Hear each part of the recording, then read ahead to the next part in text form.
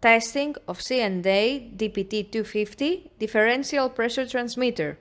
The transmitter has been set to the desired range of 0 to 40-inch water gauge or 0 to 1016 millimeters H2O. For testing, we add some pressurized air spark supply and a water column in order to measure the output. By manipulating the input signal, we see that the unit reacts accordingly, and the output on the water column changes according to the input signal.